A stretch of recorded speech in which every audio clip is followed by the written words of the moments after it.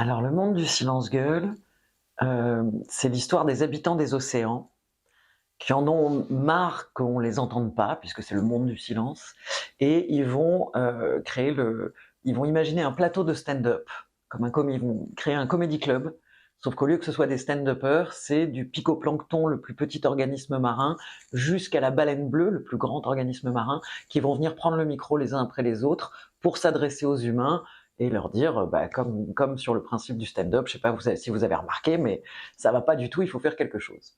Voilà. Ils vont expliquer aux humains les grands principes des océans, par conséquent les problèmes qui sont causés par l'activité humaine, et puis terminer par les solutions, bien sûr, et ce qu'il faudrait qu'on change dans nos comportements pour sauver les océans.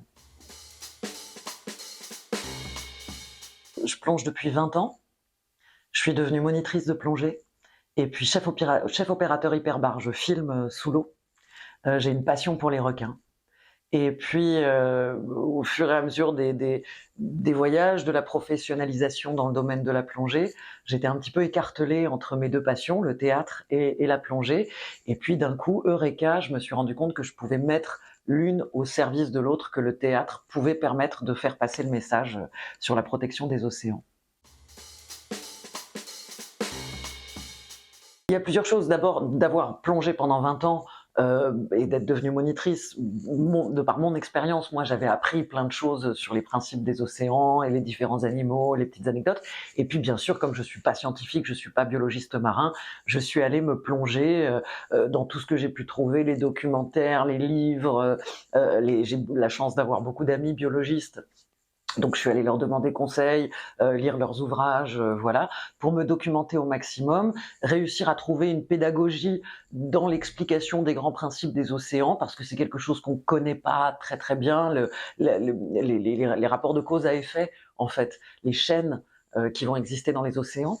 Et puis j'ai compulsé tout ça en essayant d'un côté de garder les informations majeures, ce qu'il faut absolument que les gens sachent, que les océans, c'est les 2 tiers de notre planète, c'est 70% de notre oxygène, c'est par un effet comme ça de cycle, notre eau potable aussi, c'est une grande partie bien sûr de l'alimentation, et surtout que tout ça est interconnecté comme une grande chaîne de dominos. Si on en dégomme un, tac, on perd tout le reste.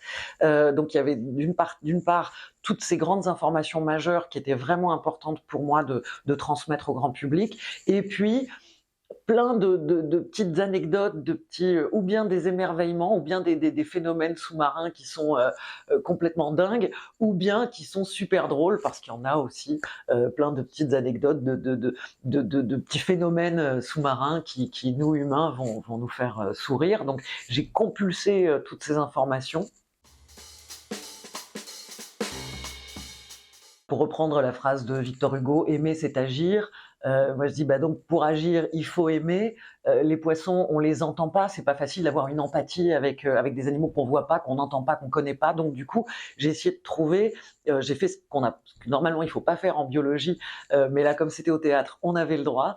J'ai fait de l'anthropomorphisme, et donc j'ai essayé de trouver des caractères humains auxquels on allait pouvoir s'identifier ou qu'on allait pouvoir comprendre, que j'ai posé sur ces animaux marins. On l'a monté que pour ça, je dis on parce que dans l'équipe, on est, que ce soit PEF, Franck Lorrain qui m'accompagne sur le plateau, les chefs opérateurs hyperbar bien sûr qui nous ont offert leurs images, les associations de protection marine, voilà, toute l'équipe qui a construit le spectacle, on est tous ou moniteurs de plongée ou bien très très intimement connectés aux océans. Voilà, et donc on l'a monté vraiment dans un but pédagogique d'abord, et en essayant de rendre cette pédagogie la plus divertissante possible, la plus ludique possible, la plus marrante possible. On vient annoncer des informations qui sont pas toujours rigolotes, et par conséquent, moi, c'était par la déculpabilisation, par le rire, par l'autodérision que je voulais faire passer tous ces messages, et par la tendresse aussi, parce que je trouve qu'on en a besoin. On fonctionne avec de l'iconographie, on fonctionne avec des références. Et aujourd'hui, je pense que c'est très important qu'on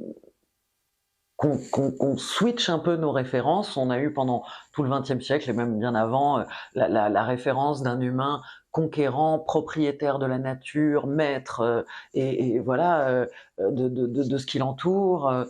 et je pense qu'on a besoin de nouvelles icônes, de nouvelles références, de nouveaux héros qui vont, parce qu'on est trop nombreux pour être égocentrés en fait. On s'en sortira pas si on pense qu'à sa tronche, vu le nombre qu'on est et qu'on devient. Là, ça y est, on a passé la barre des 8 milliards.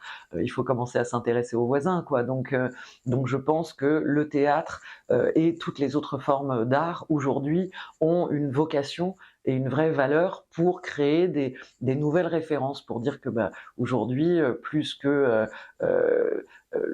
la réussite personnelle et la minute de gloire après laquelle on a tous tendance à courir, ou une réussite sociale ou financière, ou voilà, que maintenant il y a vraiment besoin de nouvelles références et que les nouvelles valeurs, les nouvelles vertus, elles vont se passer du côté de la tolérance, de la curiosité, de l'ouverture aux autres. Et je pense vraiment que l'art et les artistes ont un rôle à jouer là-dedans. Parce qu'on est toujours un peu en attente de ce que les gouvernements vont faire, en attente des décisions qui vont être prises, en attente de mouvements comme ça qui viendraient du haut, alors que nous, à notre échelle, on a déjà énormément de choses possibles à faire. C'est pour ça d'ailleurs que, à la fin du spectacle, on a créé une espèce de mini-site avec un QR code qu'on peut retrouver sur les tracts notamment du spectacle. Et sur ce mini-site, on a essayé de rassembler un maximum de pistes de manière à ce que ce soit joyeux, en fait. Il ne faut pas que l'écologie, ça soit une punition.